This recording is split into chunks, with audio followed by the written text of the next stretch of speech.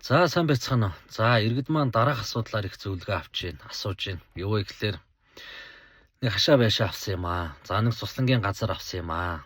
За мөн нэг тээврийн хэрэгсэл машин авсан юм аа л гэж. Хөдлөх болон үйлдвэрлэх хөрөнгө.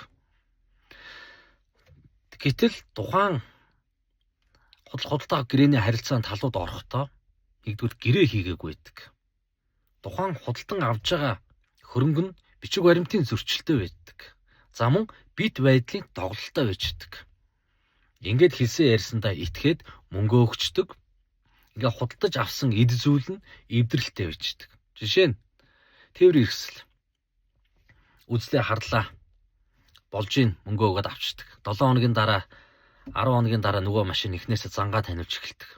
Эвдэрч эхэлдэг. Ингээд зарсан хүн дээр очихоор би шам зөвөр машин зарсан. Одоо надад өх мөнгө байхгүй гэдэг асуудал үүсдэг. За мөн хашаа байш. Нэг байшинч гэдэг юм уу. Гэтэл нөгөө авахтаа зүгээр. За ингээд хэд хоногийн дараа сарын дараач гэдэг юм уу. Ингээд ханд нь мөөгөнсөр үүсээд нөгөө хангалттай дулаанаа өгч чадахгүй, ханд нь сууралт үүсээд анзаарах боломжгүй эвдрэл гэмтлүүд зөндөө байждаг. Ингээд тухайн зарсан хүн дээр очиод энийг 8-аа буцаая гэхэд мөн адил би тань зүгээр юм өгсөн, та эвдсэн 8-аа буцах боломжгүй гэдэг асуудлыг тавьдаг. Тэгэхээр иргэд аливаа худалдаа авах гэрээний харилцаанд орохдоо тухайн авж байгаа хөдлөх болон үйлдвэрлэх хөрөнгөө маш сайн судлах хэрэгтэй. Мэргэжлийн үнээр тухайн хөрөнгөө үзүүл, харуул. За мөн бичиг баримтын маш сайн шалга. Тухайн хөрөнгөнд барьцаанд байгаа мó, яг энэ нэр дээр байгаа хүнийхээ нэр дээр яг байдгийм үү?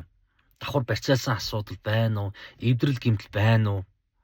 За ингээд хөрөнгө авахтаа хүлээлцэх актыг хүлээж бас авах хэрэгтэй.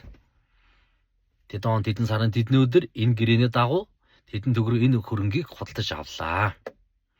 Энэ зүгээр эндээ ийм эвдрэл гэмтэлтэй байлаа гэдэг байдлаар зураг хүргийн сайхан аваад авсарч байна. За мөн гэрээндээ дараах заалтыг оруулах хэрэгтэй. Энэ юу вэ гэхээр тухайн худалдан авсан тал нь буюу тухайн хөрөнгө за нэг баталгаа хугацаа нэг 7 хоног байдаг юм уу, хагас сар байдаг юм уу, за дээдлэн жил байдаг юм уу, тийм үү? Дотор ямар нэг эвдрэл гэмтэл үүссэн, ямар нэг бичиг баримтын зөрчил, тийм үү? Асуудал үүссэн тохиолдолд худалдагч тал хариуцлагыг хүлээнэ. Тухайн хөрөнгийг шинээр сольж өгнө, засаж янзалнаа. Үүнтэй холбоотой гарсан зарлыг нэмж төлнө гэдэг асуудлыг гэрээндээ оруулж өгч явах хэрэгтэй. Ер нь бол иргэний хуулиндаа худалдаа авах гэрээний харилцааг тэгэл зохицуулсан байгаа шүү дээ. Бит байдлын зөрчилгүй, эрхийн зөрчилгүй, бараа бүтээтгүүнийг худалдаа авж байгаа талд төлбөрийг төлнө. Ингэснээр гэрээний харилцаа дуусгар болно л гэж байна. Тэгэхээр ямар нэгэн эд хөрөнгө авах гэж байгаа бол нэгдүгээр хуульчаас асууж болно. Ийм хөрөнгө авах чинь. За гэрээгээ хийлгүүлж болно. За хөрөнгөө сайн судлах хэрэгтэй. Хүлээлцэх актыг яаж хүлээж авч хийдгийг, дараа нь гарах эрсдлээ яаж тооцоож гэрээндээ оруулах вэ? Тэгээ юм цагаа тулахаар шүүх цагдаа болох юм бол бичиг баримтыг л харна шүү. Тэрс амаар ярьсан зүйлийг бол хаач ер нь бол хүлээж авахгүй гэдгийг л таад маань ойлгоорой. Баярлалаа.